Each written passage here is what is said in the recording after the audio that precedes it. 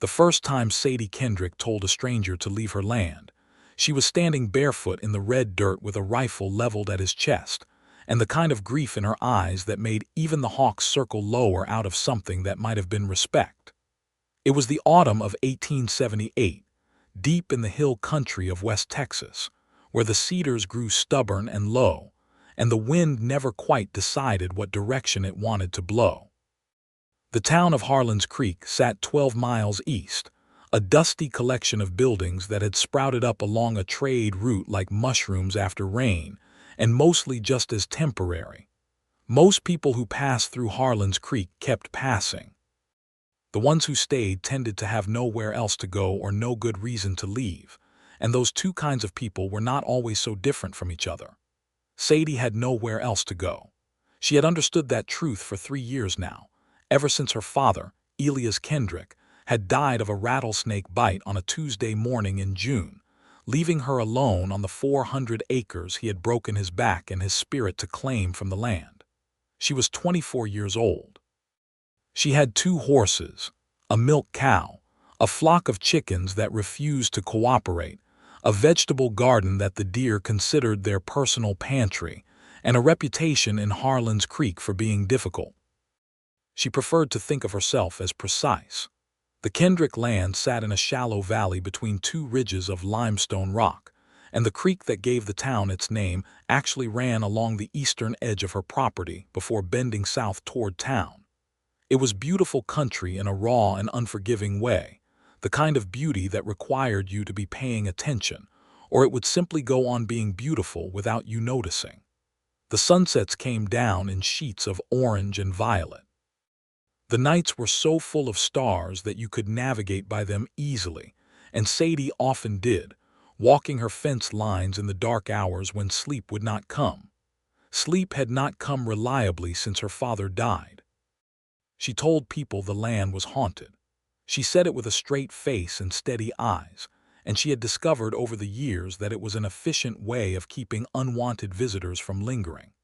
2 speculators from San Antonio had ridden out to make offers on the property, and she had told them both about the lights that moved between the cedar trees at night, about the cold patches of air that appeared in summer, about the sound of her father's voice she sometimes heard near the creek at dusk.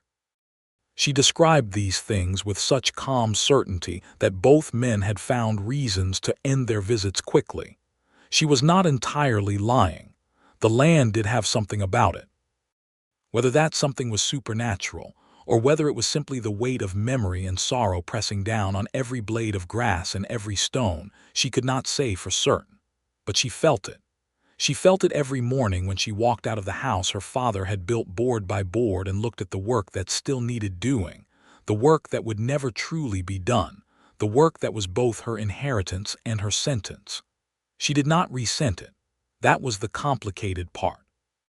She loved the land the way you love something that costs you everything and gives you just enough in return to keep you from letting go. Jacob Merritt arrived on a Wednesday. Sadie was mending a section of fence along the north pasture when she heard the horse. She had a good ear for horses.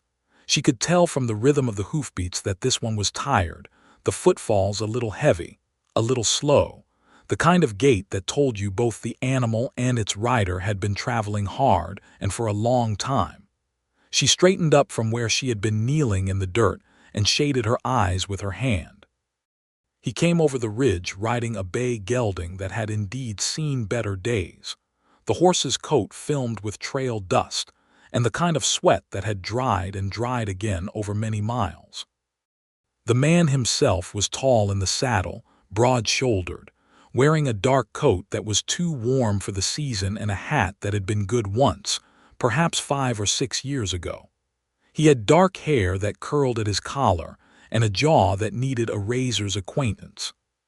He was scanning the land as he rode, not with the hungry, calculating look of a speculator, but with something more like hunger of a different kind altogether, the look of a man trying to figure out where he was in a way that went deeper than geography. He saw her when he was still 50 yards out and slowed his horse to a walk. When he got close enough that she could see his eyes, she picked up the rifle she had leaned against the fence post. It was not an aggressive gesture. It was simply practical. A woman alone on 400 acres in West Texas in 1878 did not set down practical considerations because a man looked more tired than threatening. He stopped his horse at a respectful distance and touched the brim of his hat. His eyes were the color of creek water in autumn, a sort of gray-green that changed depending on what the light was doing. He looked to be somewhere around 27 or 28, though there was something older than his years in his expression, the particular quality of fatigue that comes not from the body but from the inside of a person. "Afternoon," he said. His voice was low and even, a southern inflection smoothed out by what sounded like years of traveling through places that talked differently. "Afternoon," Sadie said. She kept the rifle easy in her hands, not pointed at him but not pointed away either. "I'm not looking for trouble," he said. "I'm looking for water if you have it to spare. My horse needs it more than I do." Sadie looked at the bay gelding, who was indeed eyeing her with the pitiful patience of a very thirsty animal. She had never in her life refused water to a horse. "Creek's that direction," she said, nodding east. "You can water him there, then I'd ask you to move along." He nodded. "Much obliged." He started to turn the horse, then stopped and looked back at her. "This is Kendrick land." Something tightened in her chest. "It is. I heard in town you might be looking for a hand. Someone to help work the place." "You heard wrong," she said. He studied her for a moment with those gray-green eyes, not pushily, just with the honest appraisal of a man accustomed to assessing situations quickly. "All right," he said simply, and turned the horse toward the creek. She watched him go and told herself she was watching to make sure he left afterward, which was true. But she also watched because there was something in the set of his shoulders, the way he sat his tired horse with a kind of quiet dignity that had nothing to prove, that she could not immediately look away from. He watered his horse. She went back to the fence. He did not leave immediately. He sat by the creek for a while, and she could see him from where she worked, just a figure in a dark coat sitting on a rock while his horse drank and grazed at the creek's edge. He wasn't doing anything threatening or intrusive. He was just sitting, the way a man sits when he has been moving for a long time and needs a moment to be still. After 20 minutes he stood, led his horse back from the water and mounted. He looked in her direction one more time, and even at the distance she could feel the acknowledgement of it, not a stare but a kind of respectful notice, and then he rode off along the fence line heading east toward the road. She went back to the house that evening and made her supper and sat on the porch as the sun went down and told herself she had done the right thing. She always did the right thing. The right thing was keeping to herself and keeping her land and not letting anyone in who might want a piece of it or a piece of her. She dreamed about the creek water that night, and in the dream it had eyes. Jacob Merritt showed up in Harlan's Creek proper 2 days later, and Sadie was there buying flour and dried beans from the general store, run by a stout and generally cheerful man named Otis Hayward, when she saw him through the window. He was standing outside the post office, reading something, and he was clean-shaven now. The dark coat had been replaced by a simple work shirt, the sleeves rolled to his elbows despite the cooling weather, and she noticed that he had a stillness about him when he was not moving, the stillness of a man who had learned to take up precisely as much space as he needed and no more. "Know him?" Otis asked from behind the counter, following her gaze with the cheerful nosiness that was both his best and most exasperating quality. "He came by the property day before yesterday," Sadie said, turning back to count out her coins. "Jacob Merritt," Otis said, as if she had asked. "Rode in from somewhere east of here as far as I can tell. Nebraska, I think, or maybe Kansas. Not entirely sure what his story is yet, but he's polite about it, which counts for something. He was asking about work."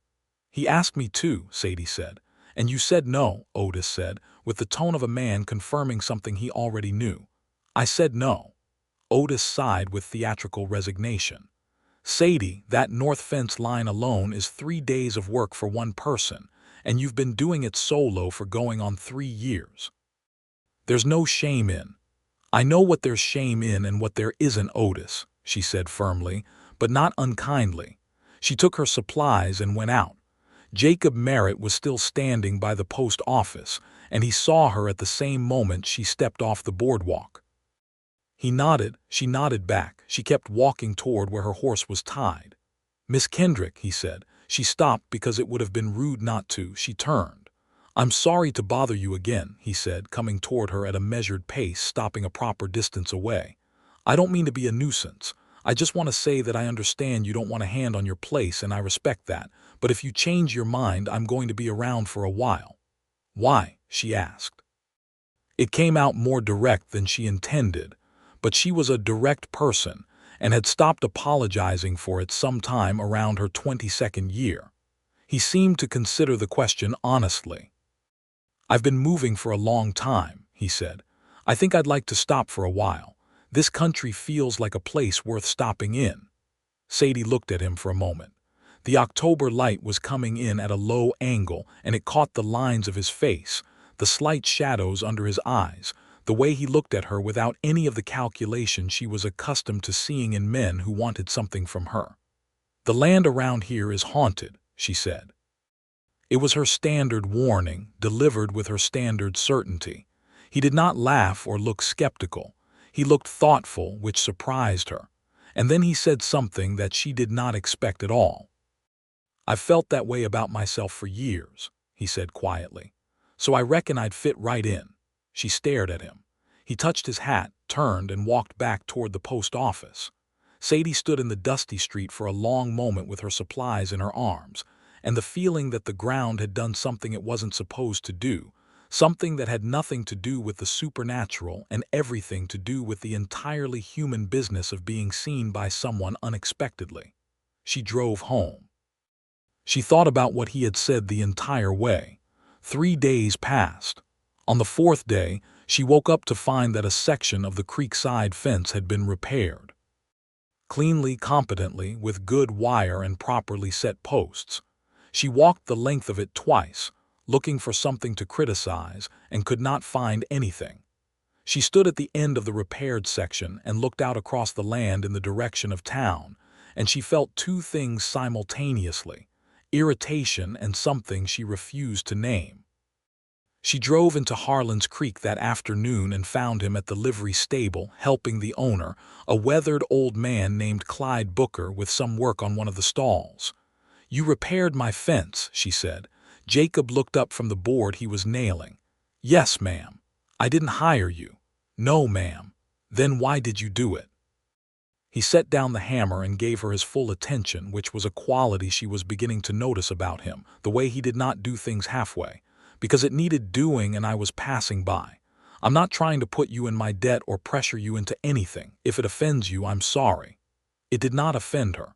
That was also something she refused to admit immediately. "The post on the south end is still leaning," she said after a pause. "I noticed that," he said. "I didn't want to overstep." She looked at him for a long moment. The livery smelled of hay and horses and the honest work of old wood, and the afternoon light came through the wide doors in long golden bars, and Jacob Merritt stood in it looking at her with that steady, undemanding attention, and Sadie Kendrick made a decision she would spend the next 6 months examining from every possible angle.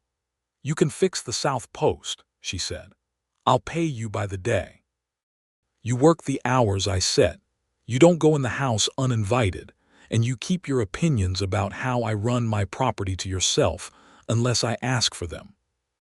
"Yes, ma'am," he said, and the corners of his mouth moved, not quite a smile but close to it, and it was the first time she had seen that, and it did something inconvenient to her chest. "Don't call me ma'am," she said. "It makes me feel like someone's grandmother. My name is Sadie." "All right," he said. "Sadie." She rode home, and for the first time in a long time the 12 miles did not feel quite so empty. He started the next morning. She showed him the work that needed doing, and there was a great deal of it. 3 years of one person maintaining a 400-acre property alone had produced a lengthy list of deferred repairs, and she watched his face as she walked him through it, looking for any sign of being overwhelmed or looking for reasons to back out. He simply listened and nodded and asked practical questions. He was staying at the one boarding house in Harlan's Creek, run by a widow named Mrs. Phelps who fed her boarders twice a day, and asked no questions provided the rent was paid on time. He rode out to the Kendrick property each morning around sunup and worked until the light was gone, and Sadie discovered within the first week that he was the kind of worker who required no supervision, who saw what needed doing and did it without being asked twice. He was also quiet in a way she appreciated. He did not fill silence with unnecessary noise. When they happened to be working in the same area, they worked in a companionable quiet that felt nothing like loneliness, which was a distinction that had mattered a great deal to her for 3 years. At the end of that first week, she brought lunch out to where he was re-roofing the smaller of the 2 outbuildings, cornbread and leftover beans and a jar of water from the creek, cold and clear. He climbed down from the roof and sat in the shade of the outbuilding wall, and she sat a few feet away, and they ate in silence for a while. "You said you'd been moving for a long time," she said, not quite a question. He broke a piece of cornbread. "About 4 years. Since after the war, really, though I was too young to fight. My family had land in Georgia. There wasn't much left of it after." He said it simply, without bitterness, which she thought required a particular kind of work to achieve. "And the haunted part?" she asked. She was not sure why she asked it. It had been in her mind since he said it in the street. He was quiet for a moment. A hawk was riding the thermals above the ridge, slow, lazy circles, and he watched it before he answered. "I lost my younger brother," he said. 3 years ago. His name was Daniel. He was 19. It was an accident, nobody's fault in particular, but it was the kind of thing that follows you. You wake up in the morning, and for just a second you forget, and then you remember.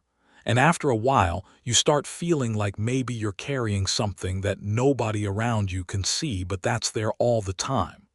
I couldn't stay in one place. Every place I stayed felt like it was filling up with the weight of it." Sadie was quiet. The hawk circled. "I'm sorry," she said. She meant it fully.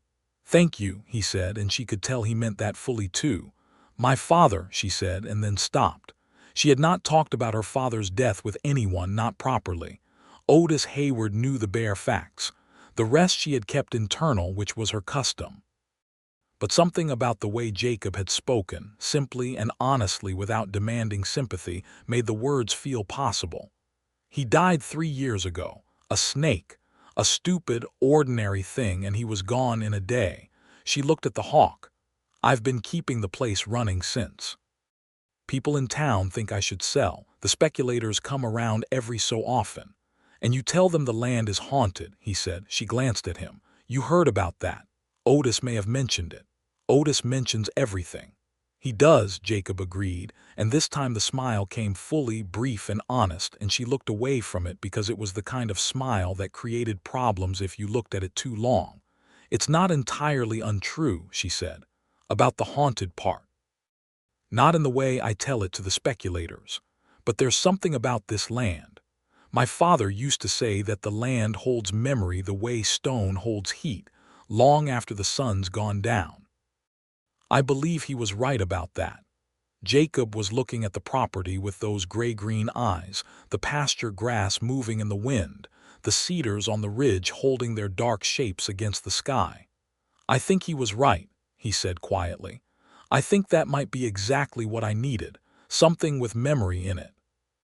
She did not respond to that because she could not find a response that was both honest and safe, and so she picked up her empty jar and her cloth and went back to the house, and she felt his gaze on her back until she rounded the corner of the main building. October moved into November. The days shortened and the wind developed an edge. Jacob kept working. The outbuilding got a new roof. The south fence post got sorted. The trough near the barn was resealed and stopped leaking. The old pump near the kitchen garden, which had been stiff and unreliable for 2 years, was disassembled, cleaned, and put back together.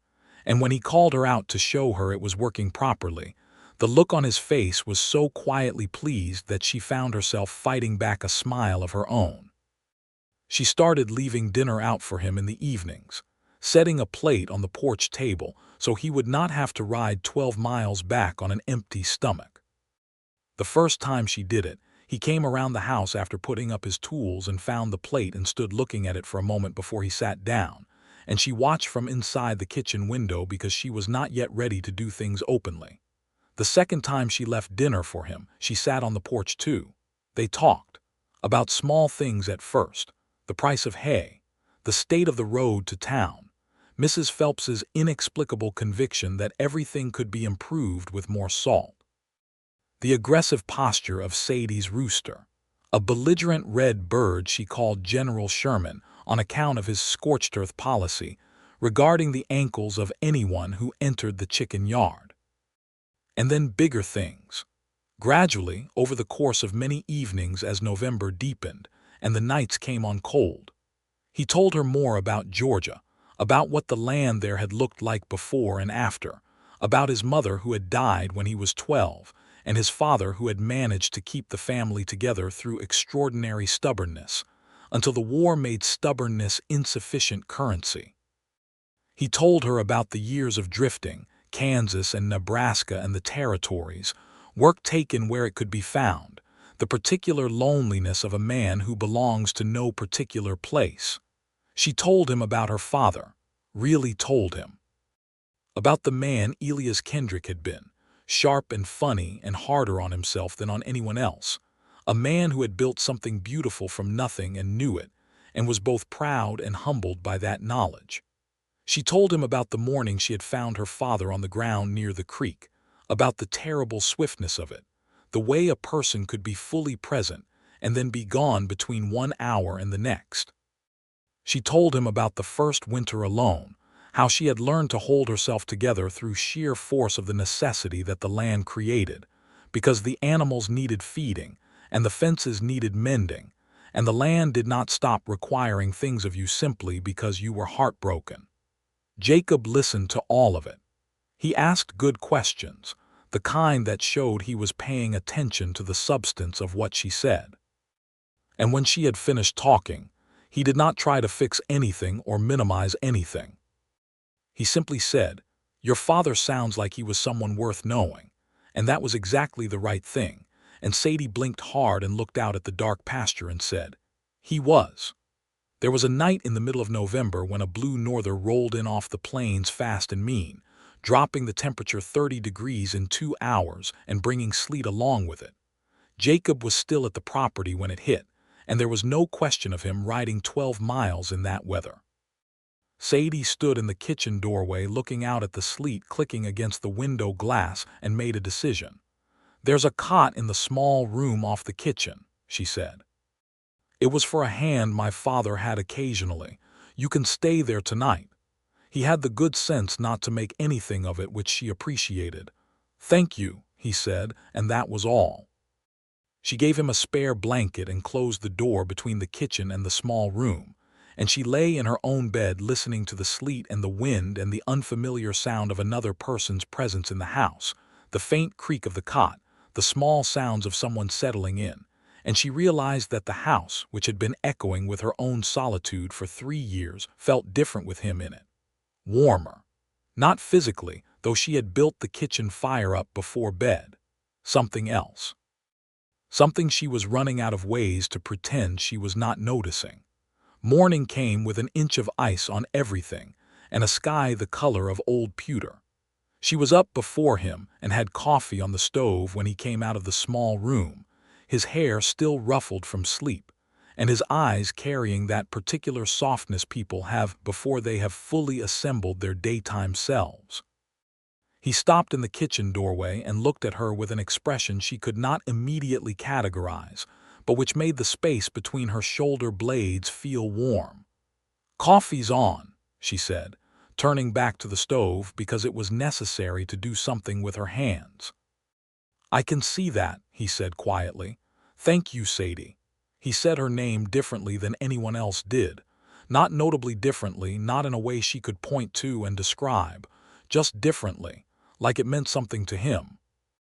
She poured 2 cups and set them on the kitchen table, and they sat across from each other in the gray morning light with the ice outside and the fire in the stove, and General Sherman's distant outrage audible from the chicken yard, and she thought that this was the most natural thing she had experienced in 3 years, and also the most dangerous, and that both of those things were simultaneously true without canceling each other out. They worked side by side that day, breaking the ice off the water troughs, checking on the animals, making sure the smaller outbuilding had held against the storm. They moved well together. She had noticed that over the past weeks, they anticipated each other without discussion, adjusted to each other's rhythms without negotiation. It was the sort of thing that took most people months or years to develop, and they had arrived at it in 6 weeks. She noticed it. She did not say it out loud. In December, trouble arrived in the form of a man named Walt Crenshaw. Walt Crenshaw was a land agent from San Antonio who had been making offers on the Kendrick property through intermediaries for 2 years, and who had apparently decided that an in-person approach was warranted. He rode out on a Thursday morning in a good suit and a bad mood, and tied his horse to the fence post near the house, with the presumption of a man accustomed to getting what he wanted. Sadie met him on the porch. He was somewhere in his 40s, thick through the middle, with the kind of smile that showed all his teeth and none of his intentions. He had a lawyer named Simmons riding with him, a thin, pale man who kept adjusting his hat nervously and looking at the landscape as if expecting it to bite him. Crenshaw opened with flattery, moved to his offer, which was generous on its face and contained inside it a dozen reasons to be suspicious. And when she declined clearly and without hesitation, he shifted to a gentle but unmistakable form of pressure, talking about the difficulties of maintaining a property of this size alone, the challenges facing single women landowners, the county's interest in consolidating the agricultural land in the valley. Sadie was in the process of explaining to him, in terms she had selected for their precision rather than their politeness, exactly what she thought of that consolidation interest, when Jacob came around the corner of the house with a shovel in his hands and sawdust on his shirt. Crenshaw's eyes went to him immediately. "I see you've taken on help," he said, reassessing. "She has," Jacob said pleasantly, coming to stand at the bottom of the porch steps with the shovel held easy. He was not being threatening. He was simply there, present and unhurried, with the particular calm of a man who was not at all concerned about the outcome of this situation. Crenshaw looked between them and recalibrated. He spent another few minutes on his pitch, more respectfully now, and then took his leave with the stiff grace of a man who has not given up but has recognized that today's battle is over. When the dust of their horses had settled, Sadie turned and looked at Jacob. She had not asked him to come around the corner of the house. She had not needed him to. But she was aware that his presence had changed the conversation in ways that mattered, and she was aware of what she felt about that, which was complicated. "I had it handled," she said. "I know you did," he said. "I came around because I heard voices and wanted to know who it was. Once I figured I'd just stay in case." She looked at him for a moment. "He'll be back," she said. "Probably," Jacob agreed. "People like that usually are. I'm not selling this land. I know you're not." She looked at him for another moment, and there was something building between them that had been building for weeks, something she had been managing carefully, and that was becoming more difficult to manage. And then General Sherman chose that moment to stage an escape from the chicken yard, and the both of them spent the next 20 minutes catching a furious rooster. And by the time that was done, the moment had passed but not disappeared, just moved to a different shelf where it would wait. Christmas came and went quietly. Sadie had no family to spend it with. Jacob was invited to a dinner at Mrs. Phelps's boarding house, and he went. But first he rode out to the property and brought her a small thing wrapped in cloth, a worn but beautifully made leather-bound journal he had found at the general store, the kind with heavy pages good for writing. He set it on her porch table without ceremony and said, "Your father used to keep a journal, you told me. I thought maybe you might want to." She held it in both hands and looked at it and then looked at him and said, "Thank you," in a voice that was slightly less steady than she intended. She started writing in it that night. The first thing she wrote was not about the property or the weather or the work that needed doing.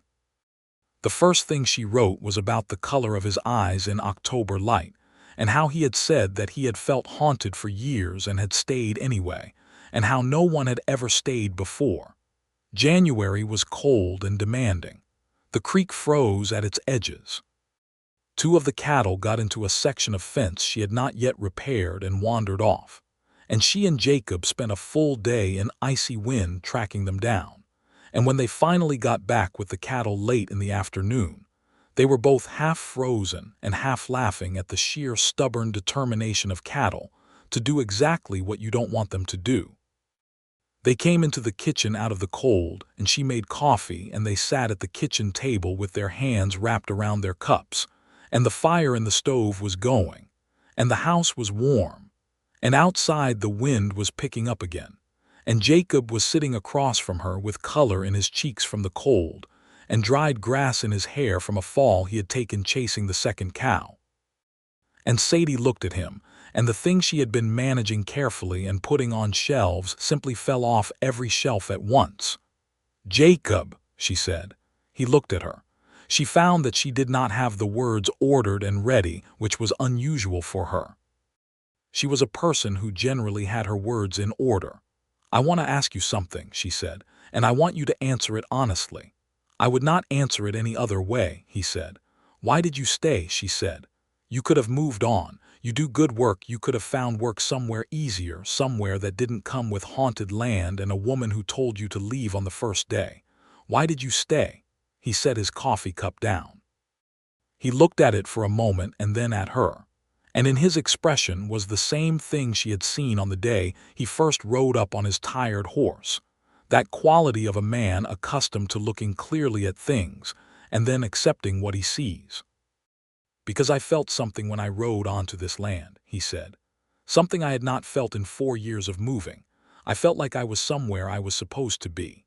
And then I met you, and you told me to leave, and you were the most sure of herself, most genuinely herself person I had encountered in a very long time, and I thought that a person like that was worth being around, whatever the conditions. And then I got to know you," and he stopped. He looked at the coffee cup again. "You are not easy to leave, Sadie Kendrick. You are the opposite of easy to leave." The fire crackled. The wind moved against the house.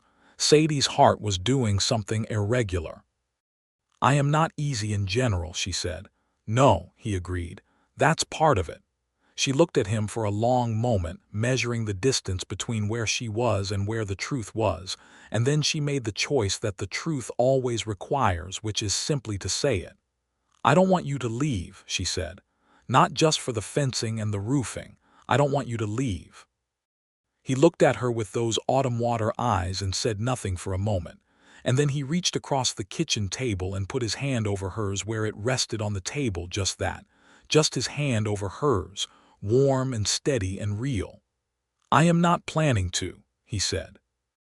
They sat like that for a while, with the fire and the wind and the coffee going cold, and the feeling in the house was different from anything it had been, different from solitude and different from the careful management of something building, and it was better than both.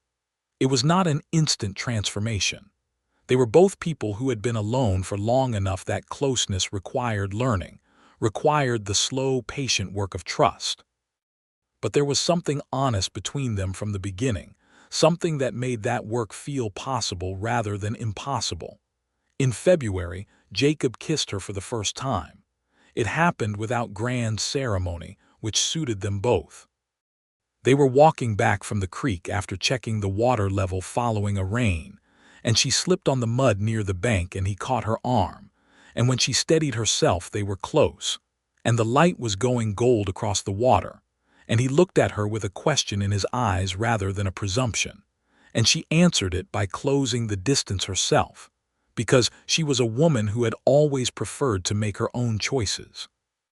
It was a quiet kiss, just their mouths meeting in the gold light over the creek, but it had in it the weight of everything that had been building since October, all the evenings on the porch and the cold mornings in the kitchen and the long days working side by side, and when they parted they were both silent for a moment in the way of people who have just arrived somewhere they have been walking toward for a long time. "About time," he said softly. She laughed, which was not something she had done easily in 3 years, and the sound of it surprised her a little, and he was watching her laugh with an expression that made the ground feel like it had decided to be more solid than usual. Spring came. The land came back in the way it always did, the grasses greening up, the cedars producing their small fragrant flowers, the creek rising with snowmelt from further north and running clear and cold. Jacob had been working the property since October, and the difference was visible. Things were repaired and maintained. The cattle were properly fenced. The garden, which Sadie had expanded with his help over the winter months, was turned and ready for planting. He was still boarding at Mrs. Phelps's, still riding out each morning, but there was nothing ambiguous about the nature of things between them. Harlan's Creek being the small town it was, this was known and discussed. Otis Hayward expressed approval with his whole body whenever either of them came into the general store. Mrs. Phelps, who was a practical woman, simply noted at one point that her room would be available to someone else come summer, which was not subtle but was, in its way, affectionate. There was a conversation that needed having, and they had it one evening in March, sitting on the porch, while the last of the winter light worked its way down behind the western ridge. Jacob had been quiet in a particular way all day, the way of a man turning something over in his mind, and Sadie had given him the space to turn it and waited. "I want to ask you something," he said. "And I want you to know that whatever your answer is, I will accept it. I'm not asking to put pressure on you." She looked at him. "Ask it." He turned his hat in his hands. She had noticed he did that when he was uncertain, not nervous exactly, but uncertain, and it was one of the things about him she had catalogued without intending to, the way a person does when they are paying careful attention to someone. "I want to stay here," he said, "not as a hired hand. I want to be here with you properly, as your husband if you'll have me. This land, this place, he looked up at her.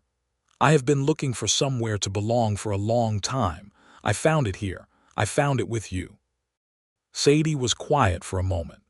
She looked out at the property, at the pasture in the last of the light, at the creek she could hear but not see, at the cedar ridge with its dark shapes against the sky, at everything her father had built, and everything she had held on to, and everything she had almost let go of during the long, hard years of solitude.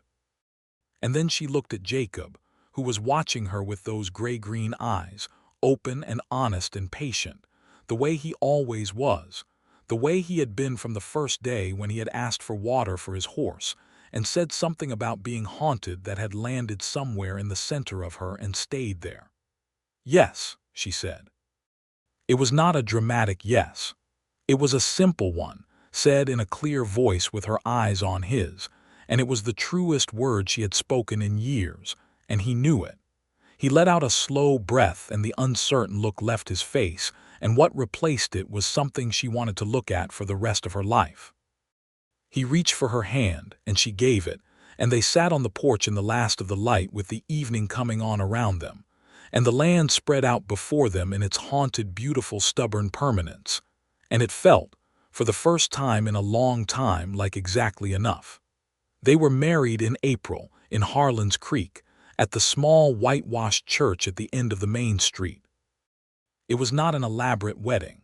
Sadie wore a dress she had ordered from the general store's catalog, a deep blue that Otis had described as the color of creek water, which she thought was appropriate. Jacob wore his good dark coat, cleaned and brushed, with a white shirt, and he stood at the front of the church with a steadiness that the minister seemed to find reassuring, as if he had been prepared to deal with nerves and was pleasantly surprised. Otis Hayward was there, round and beaming. Mrs. Phelps wore her good hat. A handful of other Harlan's Creek residents filled the pews, people who had watched with interest or approval or both as the hired hand, and the difficult Kendrick woman had moved steadily toward each other over the winter. When the minister asked if Jacob took Sadie Kendrick to be his wife, Jacob said yes with such simple, clear conviction that someone in the third row, who was never identified, made a small sound of satisfaction. When the minister asked if Sadie took Jacob Merritt to be her husband, she looked at him, directly and fully, and said yes, and meant it in every part of herself. They rode home to the Kendrick property as the sun was going down, the two of them on horseback side by side, the land lit up orange and gold, and Jacob looked at it the way he had looked at it that first day, but differently now, with ownership in it, not the ownership of possession but of belonging, and Sadie watched him look at it and felt something in her chest loosen and open up in a way it had not in years. "Your father's land," Jacob said. "Our land," Sadie said. He looked at her and the smile came, full and real, and she looked straight at it this time and let it do whatever it was going to do to her, which was considerable. The summer of 1879 was a working summer, long and hot, and full of the good hard business of building something together. They were two capable people who complemented each other in practical ways and in less practical ways, and the combination of both made the days feel purposeful and full. They expanded the cattle operation modestly, adding a dozen head to the small herd. They put in an additional garden plot. Jacob began repairing the house itself in the places where 3 years of minimal maintenance had taken a toll, and Sadie found that she was no longer bothered by the house being changed, because it was not being changed away from her father but toward something new, and she understood the difference. She wrote in her journal most evenings. She wrote about the work and the land and the weather and the cattle and General Sherman's ongoing campaign of ankle warfare. She wrote about Jacob, about the things he said and did, about the way he laughed when she said something dry, about the way he lay awake sometimes looking at the ceiling, and she knew he was thinking about Daniel, and she would put her hand on his arm and he would breathe more slowly. They talked about Daniel. They talked about Elias Kendrick. They gave each other's losses room to be what they were, present and real, and not something that needed to be gotten over so much as learned to carry, and the carrying was different with two people than it had been alone. In August, Crenshaw came back. He came with more men this time. 2 riders she did not recognize, big quiet men with the look of people who were hired to be present rather than to work, and his lawyer Simmons, still pale and hat adjusting, and a piece of paper he claimed gave him certain rights to a water access easement along the creek. Jacob read the paper. He was not a lawyer, but he was methodical and careful, and he read the entire document twice before he said anything. "This cites a county survey from 1874, he said. "The Kendrick property claim was filed in 1871. Any easement request would need to have been filed before the original claim or negotiated after. This is neither." Crenshaw looked at him with barely concealed irritation. "That's not a legal interpretation," he said. "No," Jacob agreed calmly. "But I suspect a judge would want to hear the actual legal interpretation, and I suspect there's someone in Harlan's Creek or in the county seat who could provide it. We could ride to town now, if you'd like." The 2 quiet men were watching Jacob with professional assessment. Jacob was watching Crenshaw with the particular patience of a man who has already decided how this ends and is simply waiting for the other party to reach the same conclusion. Crenshaw took back his paper. "This isn't finished," he said. "It is today," Jacob said. They left. Sadie had stood on the porch through this exchange and said nothing, and when the riders were gone she looked at Jacob. "You know the law." "I know enough of it," he said. "My father dealt with enough of it after the war to make sure his sons did too." He looked at the road where the dust was settling. "He'll try something else. Men like that usually have a range of approaches." "I know," Sadie said, "but I have more approaches than he thinks." They rode to the county seat the following week and spoke with a lawyer there, a man named Cole Abernathy, who was thorough and competent, and who confirmed that Crenshaw's easement claim had no legal foundation, and that the Kendrick property rights were solid. They also did something Sadie had been meaning to do for a year, which was to formally update the property deed to reflect the marriage. The deed was changed to read Sadie and Jacob Merritt, and she sat in Cole Abernathy's office looking at those words on the paper, Her name and Jacob's joined by that simple conjunction, and felt the solidness of it. On the way home from the county seat, they stopped at a place where the road crossed a high ridge and the whole country spread out below them, the valley and the creek and the far-off shapes of the limestone hills, and Jacob stopped his horse and looked at it for a long time. "It's something, isn't it?" he said. "Every time," Sadie said. Crenshaw made one more attempt in September, a legal filing in town that was reviewed and dismissed, and after that he seemed to conclude that the Kendrick property was no longer worth his effort and redirected his attention to other opportunities.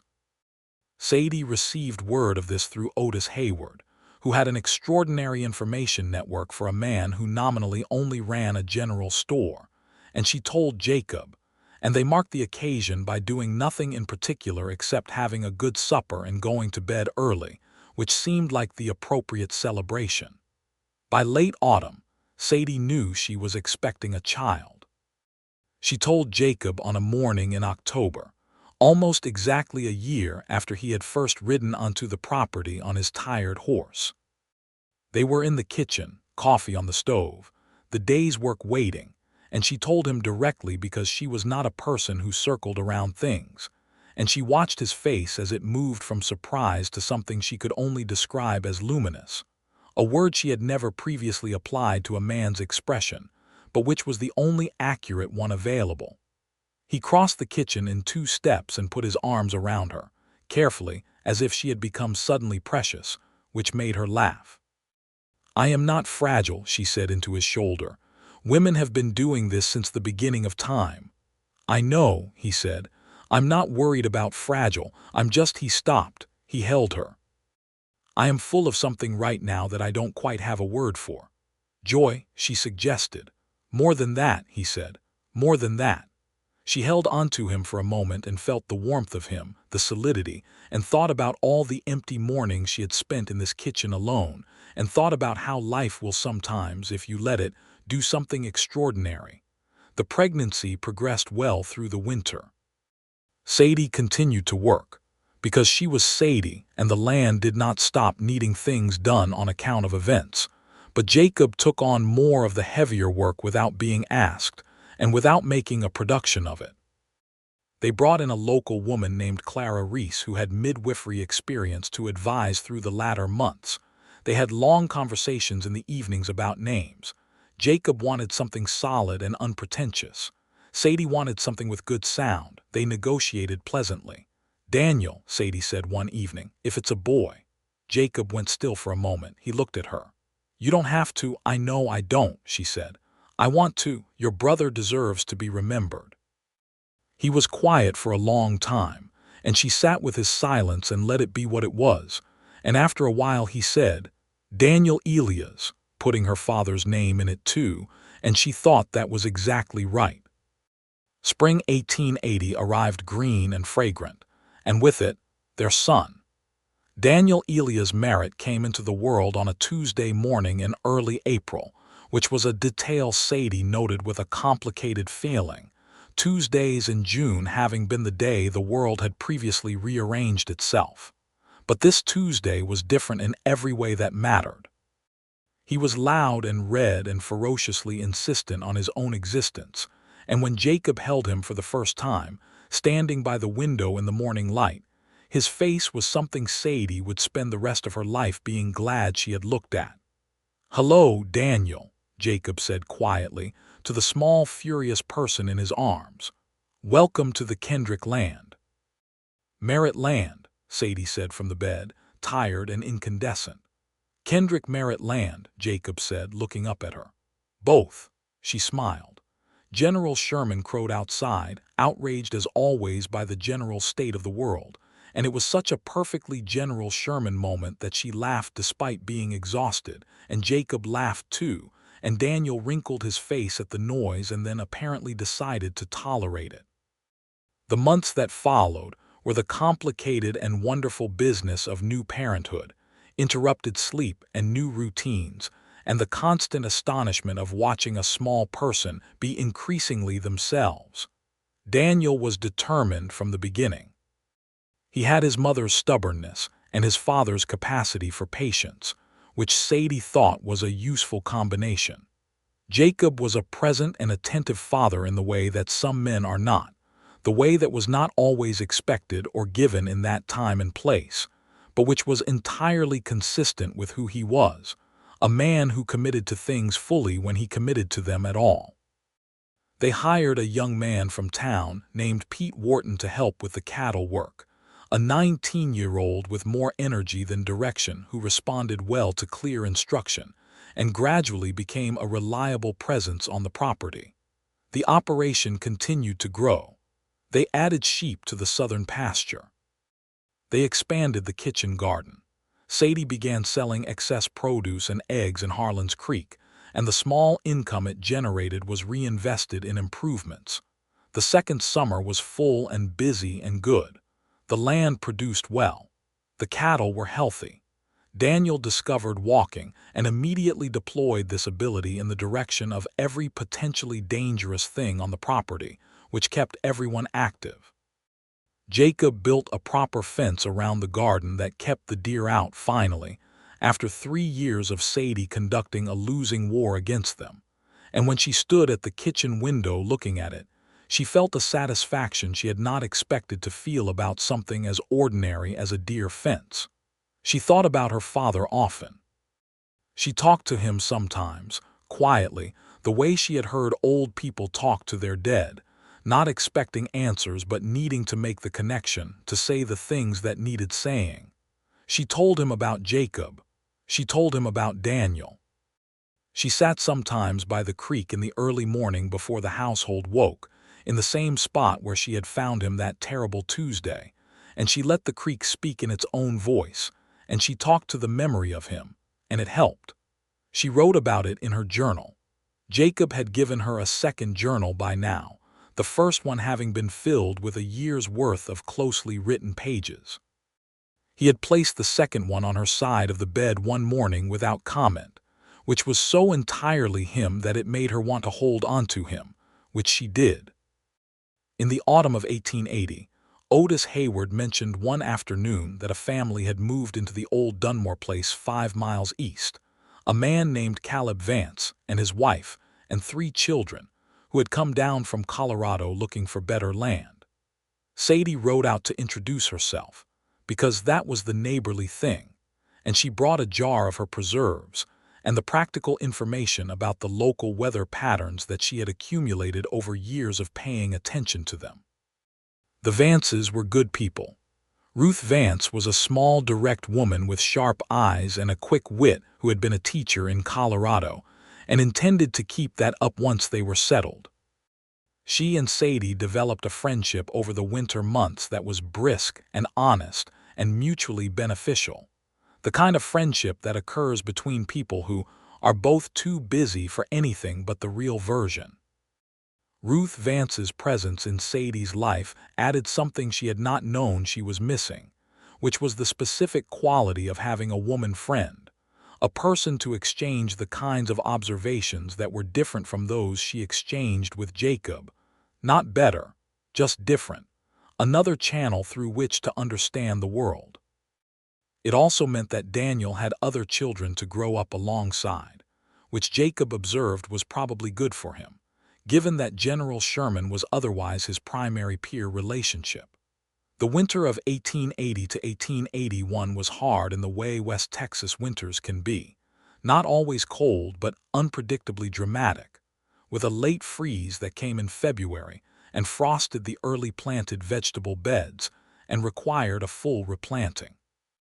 They lost 2 cattle to a sickness that went through several herds in the valley that year, and the creek ran lower than usual through the dry stretch in late winter, which Sadie watched with the particular vigilance she had learned from her father. But they managed. They managed together, which made the management different from what it had been before, the weight distributed between 2 people who knew how to bear things. In the spring of 1881, Sadie found herself expecting again. She told Jacob in the kitchen again because they had established the kitchen as the place for significant conversations, and his response this time was the same luminous look as before, with less surprise in it and more of the settled warmth of a person who has learned to trust good things when they come. "What do you think?" he asked. "A girl this time." "I have no information on that subject," Sadie said, "and neither do you." "I know," he said. "I'd like one, though." She looked at him. He was sitting at the kitchen table with Daniel in his lap, the 2-year-old currently absorbed in the fascinating project of systematically unstacking and restacking a small pile of wooden blocks. Jacob had his arms loose around Daniel and was looking at Sadie with the same expression she had catalogued dozens of times now, and that never failed to do something to her internal temperature. "We'll see what we get," she said. "Whatever it is will be exactly right." "Yes," he said simply. The second pregnancy was marked by Sadie continuing to be Sadie, which is to say, she did not slow down considerably until the last 2 months, and even then her version of slowing down was relative. Ruth Vance came over twice a week, and they sat on the porch when the weather allowed and drank tea and talked about everything: the price of wool and the politics of the county, and the ongoing saga of General Sherman, who at the advanced age of 5 was showing no signs of moderating his temperament. Jacob and Caleb Vance had developed the straightforward friendship of men who respect each other's competence and share a fence line.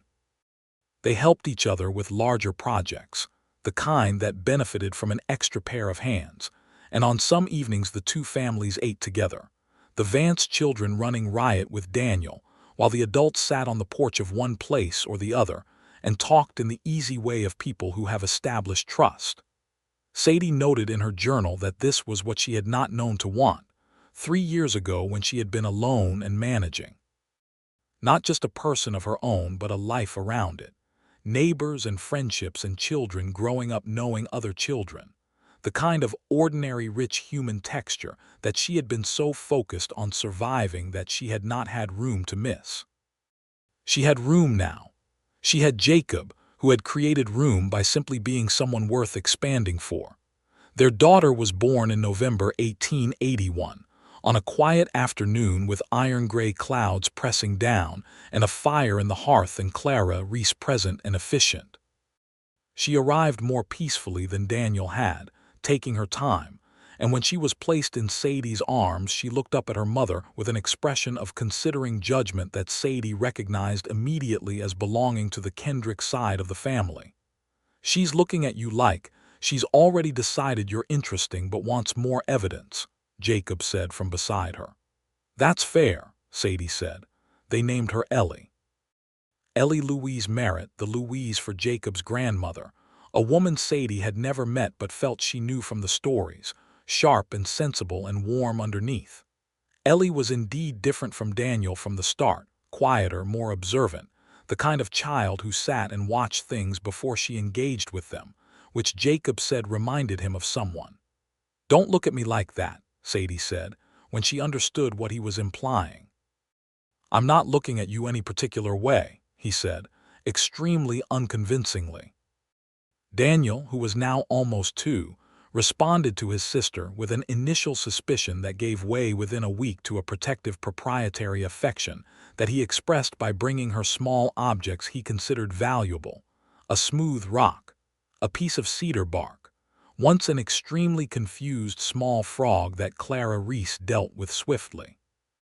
The years moved forward the way good years do, full enough that they seem to pass quickly in retrospect, but rich enough in the living of them that each day has its own weight and texture. Jacob's relationship with the land deepened in the way that only time can produce. He knew its moods the way Sadie knew them. He knew where the water ran slow in summer, and where the first frost came to the low places, and which section of fence the cattle tested most persistently. He knew the property the way he knew Sadie's face, with the knowledge that comes from sustained attention and from caring about what you are paying attention to. There was a day in the summer of 1882 when they were riding together, checking the fence line along the northern ridge, the children back at the house with Ruth Vance, who had come to help for the afternoon, and the sky was that deep heartbreaking blue of Texas high summer, and the air smelled of cedar and warm grass and the distant water of the creek. Jacob stopped his horse on the ridge and looked out across the property, the whole of it visible from there, the house and the outbuildings and the cattle moving slowly in the lower pasture and the creek line and the gardens green against the red earth. "I want to tell you something," he said. Sadie stopped her horse beside him. "Tell me."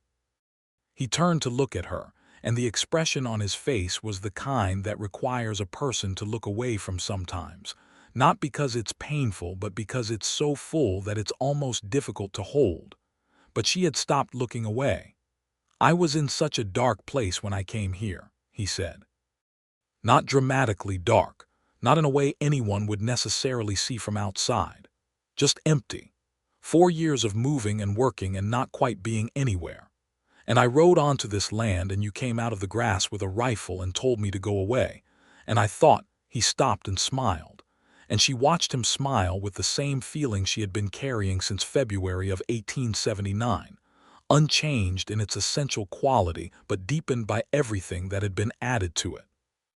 "I thought now that is someone who is fully and completely alive. Even in whatever she's going through, she is alive." Sadie was quiet for a moment. The wind moved the grass below them in long, rolling waves. "You told me you felt haunted," she said. "I did. Do you still?" He considered this with the honesty she had learned to expect from him in all matters. "No," he said, "not in the way I meant then. I carry Daniel, my brother, still. I always will. But the other part, the emptiness and the displacement, no. This is where I am. This is where I belong." He looked at the property and then at her. "With you." She reached across the space between their horses and put her hand along his jaw, and he turned into it the way he always did, and they stayed on the ridge for a while longer looking at the land below. Their land, with its memory and its stubbornness and its beauty, haunted in the best way now, full of the living as much as the dead. They rode down together when the light began to angle toward afternoon, back toward the house and the children and the long good work that was always waiting, and the property spread around them like something that had been there before them and would be there after, and was made better by the fact that they were in it together. Daniel grew into a boy with his father's steadiness and his mother's directness, who could mend a fence at 8 and had an opinion about everything at 9, and could sit quietly by the creek for an hour watching the water at 10, which Sadie thought was perhaps the best combination available in a person. He named General Sherman's successor, after the old rooster finally conceded to old age in the spring of 1883, with characteristic defiance to the last. The new rooster was named by Daniel with the seriousness of someone making an important appointment. He chose the name Captain. Ellie was a reader. Sadie ordered books for her from a catalog in San Antonio, and then Ruth Vance, who had finally established herself as the teacher for the small school that Harlan's Creek assembled in the church on weekday mornings, found additional books through her own connections. Ellie read everything with the focused intensity of someone receiving important information, sitting in corners of the house and the yard, and in summer, under the cedar trees on the ridge with a book and an expression of profound engagement. Jacob built her a small shelf for her room when she was 4, carefully measured and sanded, with her initial carved into the top. Ellie examined it with her customary considering judgment, and then put her arms around his neck and held on, and he stood in the middle of her room holding his daughter and caught Sadie's eye over Ellie's shoulder, and the look on his face was one she filed away in the journal she still kept, in words she wrote that evening that she would read years later and find still accurate. In 1884, Pete Wharton, who had been working the property for 4 years by then, married a girl from town named Emma, and announced with some embarrassment that he had saved enough to put down on a small piece of land of his own, 2 miles west. Jacob shook his hand and Sadie gave him preserves and a letter of reference written in terms that were, for Sadie, extremely warm. They found another hand the following spring, a quiet young man named Thomas who came with good recommendations from a ranch in the hill country south.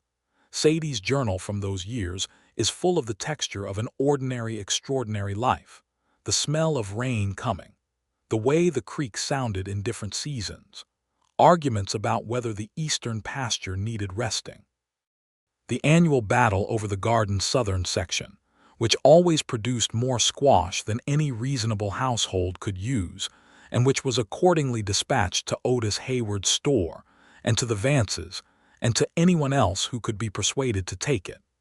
The games Daniel and Ellie played among the cedars on the ridge, their voices carrying down to the house in the evenings.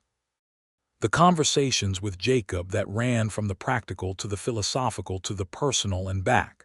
The conversation of people who have a lot to talk about because they are paying attention to the same things.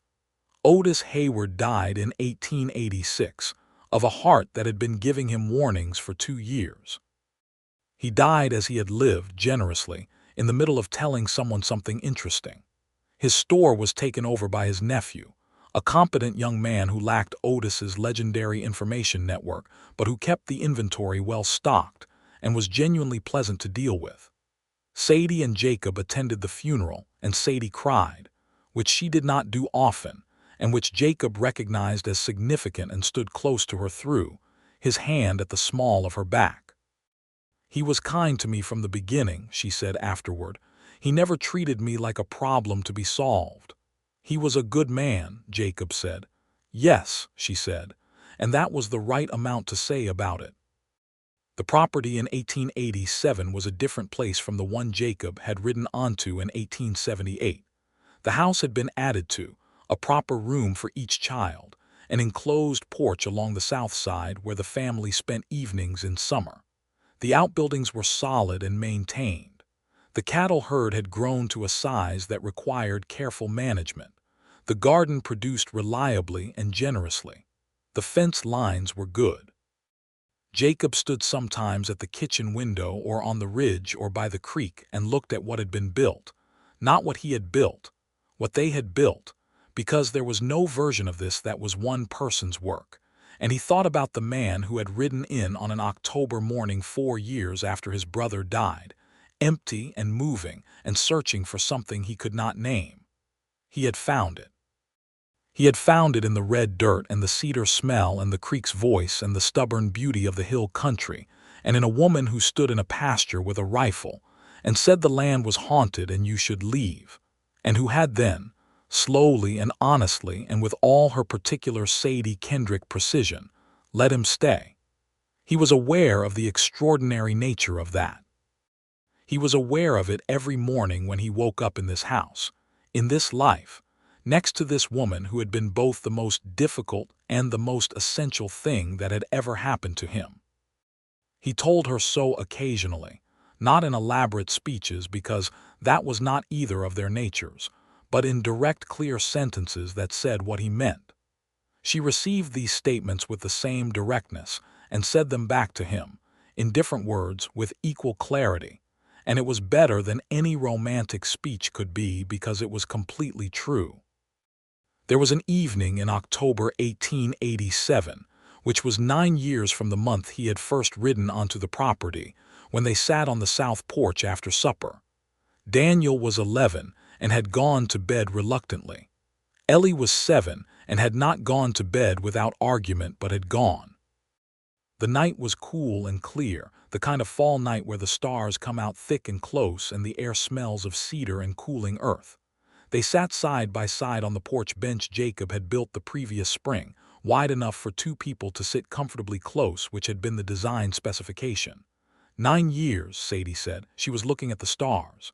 "Yes," Jacob said. "You could have ridden on," she said. "That first day you could have taken your water and gone." "I know," he said. "Why didn't you?" It was not really a question. She knew the answer, had known it for years, but she liked asking it because she liked hearing him say it. He turned and looked at her, and the starlight was doing something to his face that made him look younger, or perhaps just made him look like the version of himself that existed before weariness was added, the essential Jacob Merritt underneath all the years. "Because you told me the land was haunted," he said, "and I thought that was the most interesting thing anyone had said to me in years. And then I thought, well, I've felt that way about myself for years, so I stayed." She looked at him. And I was right," he said, It was the right place. You were the right person. This was the right life. He said it simply, the way he said true things without embellishment. I have not had one morning in 9 years where I wished I had ridden on. Sadie was quiet for a moment. The night breathed around them, the cedars moving slightly, the creek audible in the darkness below the ridge, the stars absolutely indifferent and absolutely beautiful. My father would have liked you, she said. I hope so. He had a lot of opinions about hard work and honesty, she said. You would have satisfied most of them. Only most. He was difficult about fencing. He had very specific views about post-spacing. Jacob laughed. It was a good laugh, the real one, the one he did not deploy for company, but that lived in the private spaces of their life together. How am I doing on the post-spacing? Better than most people, she allowed, approaching his standard. I'll take it, he said. She leaned into him, which she did easily now, had done for 9 years, and he put his arm around her, and she felt the warmth of him and the solidity and the particular Jacobness of him. Everything she had catalogued over years of paying the kind of attention to a person that happens when you love them. You know what I wrote in the journal, she said. The night after you told me what you told me in the street about feeling haunted. No, he said, you don't show me what you write. I know. She was quiet for a moment. I wrote about the color of your eyes. About the fact that no one had ever stayed before. She paused. I think I already knew then. I just needed time to get to the point where I could say it. He was quiet for a while, and she could feel him taking this in with that careful, honest quality that was entirely him. I think I already knew too, he said. The day I rode in on that tired horse and you picked up your rifle and told me to go away, I thought, well, here is someone worth knowing. I didn't know the rest of it yet, but I knew that. She was quiet for a while. General Sherman II, Captain, was audible from the chicken yard, apparently conducting some midnight grievance proceeding, which was normal. We've built something good here, she said. We have, he said. My father built something good and I held on to it, and then you came and we built something better together, she said. That's not a thing that happens for everybody. No, he agreed. It isn't.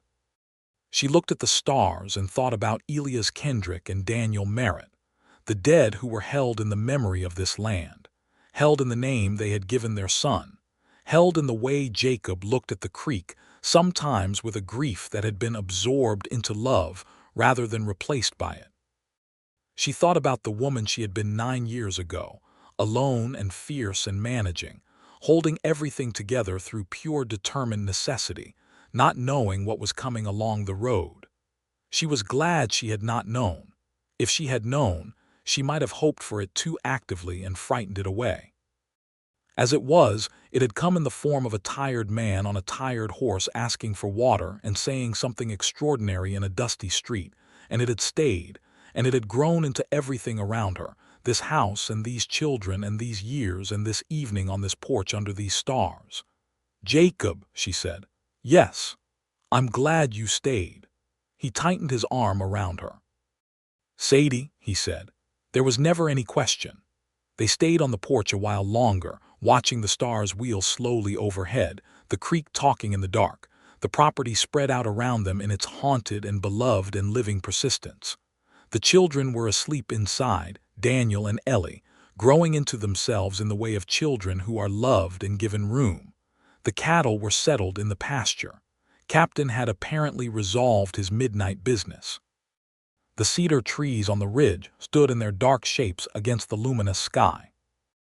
Inside the house, on the shelf in the small study Jacob had made from the spare room, there were 2 filled journals and the beginning of a third, Sadie's careful handwriting across the pages, recording everything, the weather and the work and the small daily occurrences and the large ones, and interwoven throughout all of it, on every page, in 100 different ways, the ongoing and deepening and unhurried love of 2 people who had found in each other exactly what they needed, and who had had the sense and the courage to stay. The Kendrick Merritt land lay in its valley between the limestone ridges, and the creek ran along its eastern edge, and the cedars stood on the high ground, and the stars came down thick on clear nights. And if the land was haunted, it was haunted by joy as much as sorrow, by everything that had been lived on it, and by the particular grace of people who had loved it and each other well. And that was more than enough. That was, in fact, everything.